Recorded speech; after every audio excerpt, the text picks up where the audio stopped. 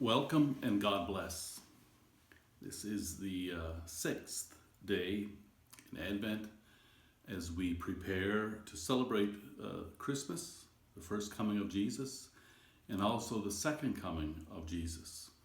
And we are thinking about and looking at how to prepare, how to be prepared for God, for the coming of Jesus, and how to put on the Lord Jesus Christ. And so I want to read to you from the chapter 9 from St. Matthew. The Lord be with you and with your spirit. A reading from the Holy Gospel according to Matthew. Glory to you, O Lord.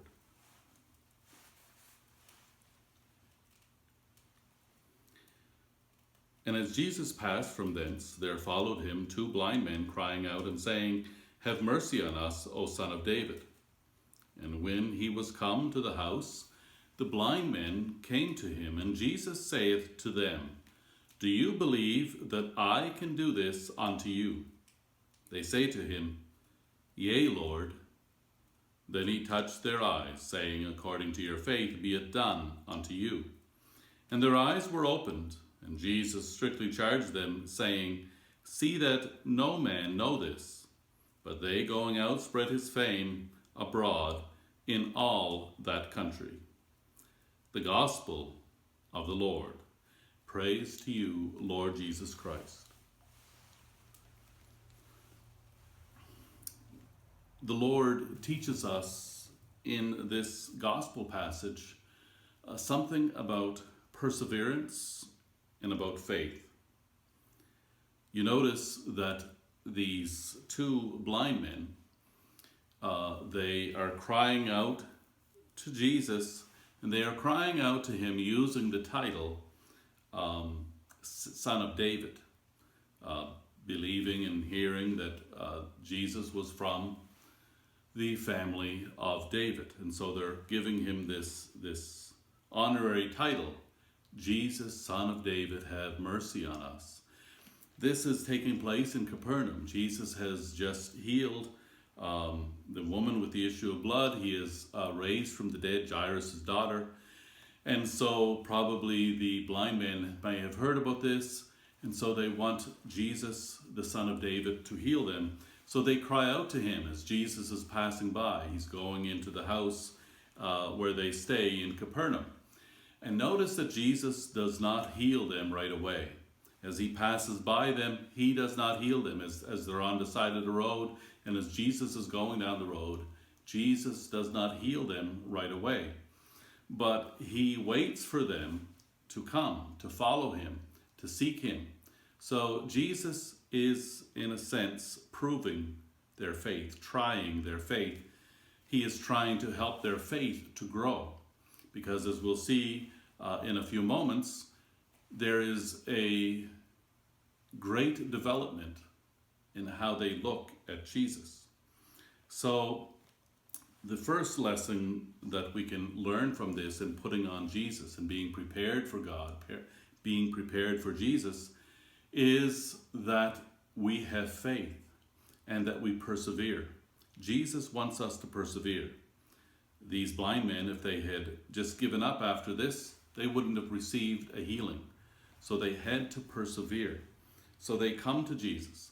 So if you pray for something and you don't get it right away, the solution is not to give up, but the solution is to follow Jesus, to draw close to Jesus, to draw even closer to God, and to persevere in your prayer. Okay, so this is what they do. And they come into the house where Jesus is, and Jesus asks them a very important question. He says to them, Do you believe that I can do this? Now notice Jesus does not say, Do you believe that Almighty God can do this? Do you believe that if I pray to God the Father, he can do this? He asks them, Do you believe that I can do this? Now, who can heal? Only God. Who can raise the dead? Only God. Who can give sight to the blind? Only God. Only God has the power to perform miracles. In fact, St. Augustine used to say that he was held in the church. He was held in place in the church by the chains of miracles. And of course, the greatest miracle of all is the resurrection of Jesus from the dead. That's why we believe Jesus is God. That's why we follow him. That's why we listen to him.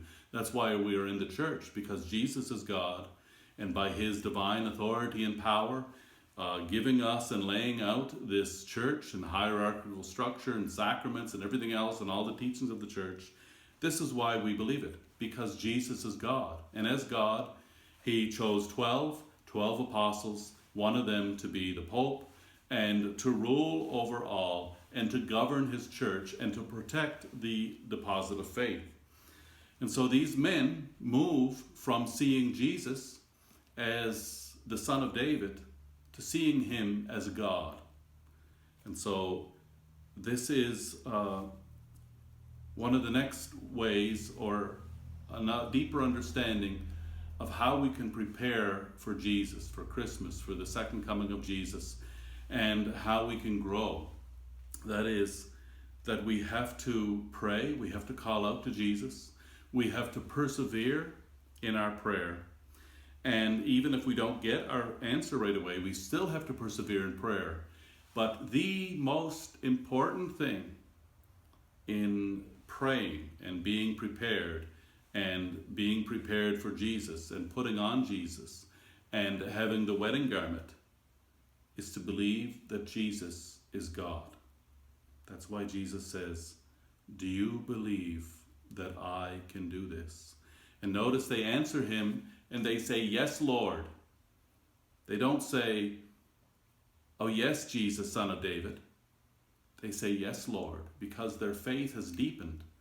And now they are growing and starting to believe that Jesus is divine, that he is God, that he is not only just a man, but he is the God-man. He is God made flesh. And what a wonderful, beautiful thing it is to have that kind of faith. And so the Lord wants us to have that faith. So how do you put on the Lord Jesus Christ? How do you prepare? Jesus, I believe that you are God. That's why in the Creed we say, I believe in Jesus Christ, right? I believe in Jesus Christ, conceived by the power of the Holy Spirit. I believe in God the Father. I believe in Jesus. I believe in the Holy Spirit, because God is one, three persons in one, Father, Son, and Holy Spirit. And Jesus Christ is the God-man. And we prepare to receive God by believing that Jesus is God. And this is where all miracles come from God.